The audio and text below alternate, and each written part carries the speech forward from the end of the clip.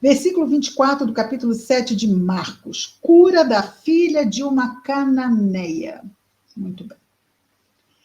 Levantando-se dali, partiu para o território de Tiro. Estão vendo essa ponta vermelha maior? E ali marca, então, está escrito no fundo azul, Tiro. Acharam? Sim? Eu vejo a Roberta dizer que sim, então eu imagino que todo mundo achou. Mas olha, é uma bolota vermelha bem grande. Ali é Tiro. O que vemos? Está bem acima do território da Galileia, correto? Sendo assim, é uma terra do povo judeu? Não, não é, ok? Os judeus se encontram organizados na Galileia e na Judéia, que é ao sul. Temos a Samaria, a Judéia, onde fica Jerusalém, é abaixo da Samaria. No entanto, embora Jesus tenha nascido em Belém, que fica na Judéia, ele cresceu em Nazaré, na terra de sua mãe, que fica na Galileia. Por isso, ele era conhecido como Galileu. Né? Usava cabelos à altura dos ombros, como era comum entre os galileus, certo?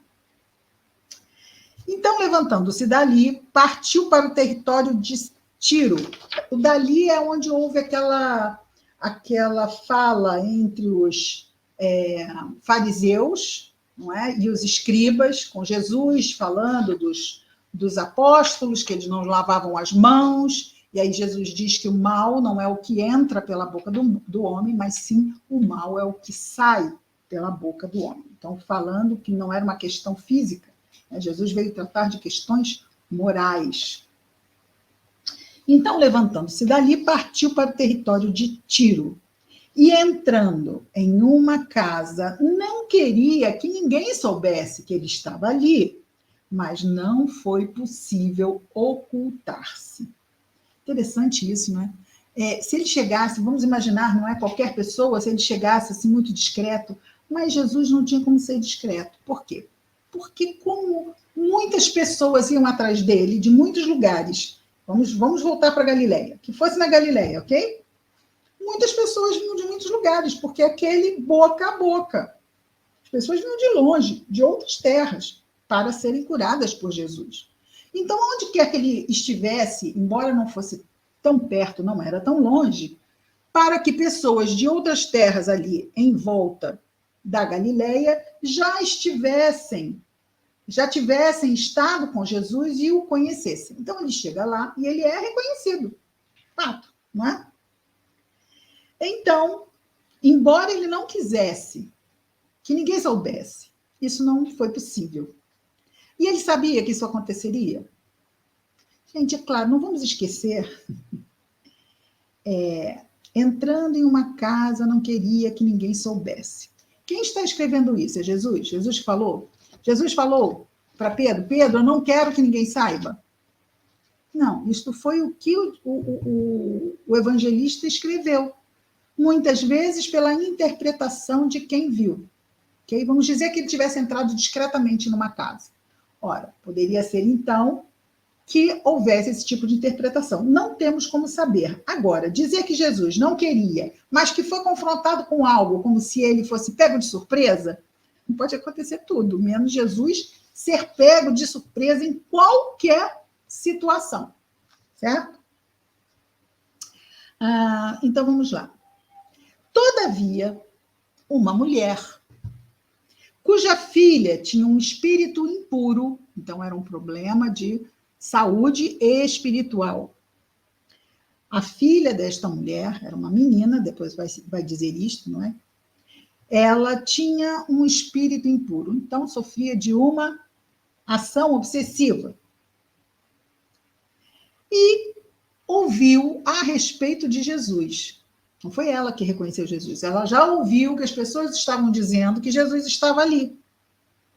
Imediatamente veio e prosternou-se aos seus pés. Então, ela se jogou aos pés de Jesus.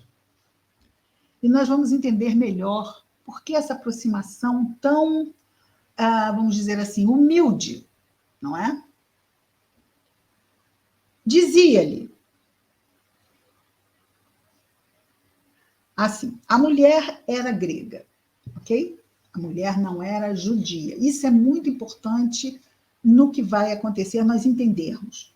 Jesus saiu das terras habitadas pelo povo judeu, foi em outra terra. Ali, uma grega, sabendo que ele era judeu, não, vamos dizer assim, não comungavam das mesmas crenças.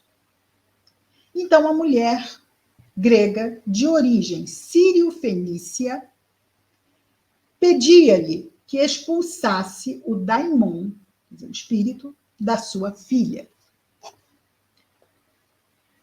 Mas, no entanto, disse Jesus a ela: deixa primeiro ser saciado os filhos, pois não é bom tomar o pão dos filhos e lançá-lo aos cachorrinhos. Bom, então isso é importante. Jesus veio pregar para quem? Embora ele já tivesse curado, filho de centurião, não é? Ok, mas ele veio para os judeus. Ele é o Messias, enviado por Deus ao povo judeu, trazendo o evangelho, a nova revelação das leis de Deus, já que a primeira foi o Decálogo, os 10 mandamentos. Então, a cada revelação, o entendimento da revelação anterior se amplia e se aprofunda.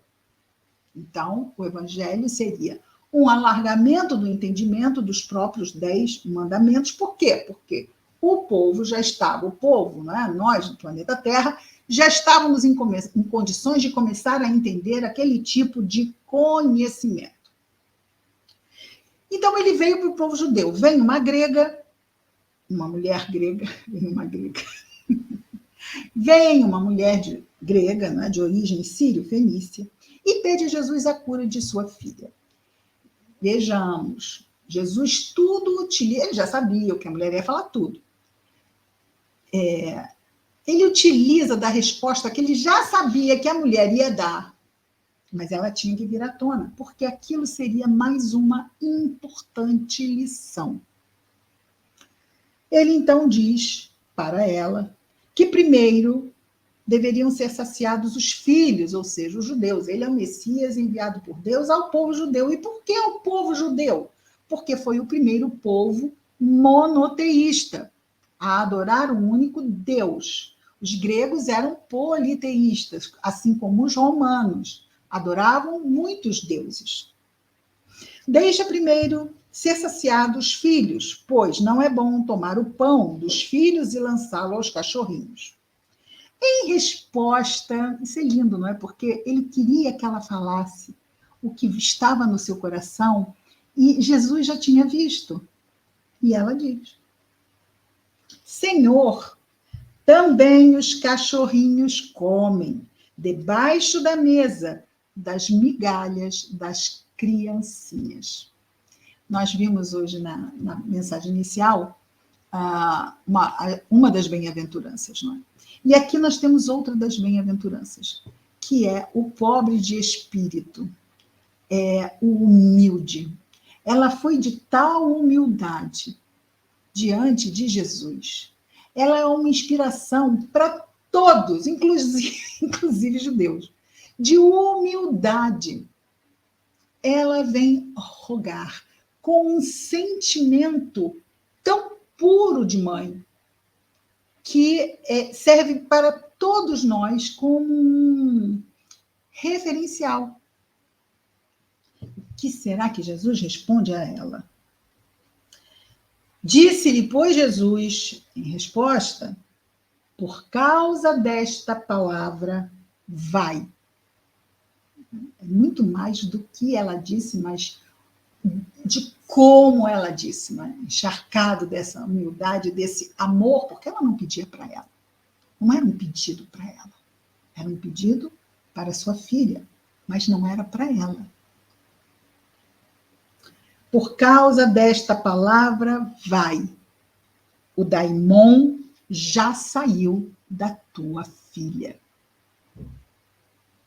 Partindo para sua casa, encontrou a mulher, sua filha, deitada sobre o leito, e o daimon já tinha saído, exatamente como Jesus disse. Então, vejamos, isto apenas com a força. Nós vimos que Jesus já afastou daimons, conversando com eles, advertindo-os, admoestando-os, mas com esse nós não vimos, Jesus não trocou palavra. Foi apenas a sua energia pura que afastou o espírito impuro daquela menina.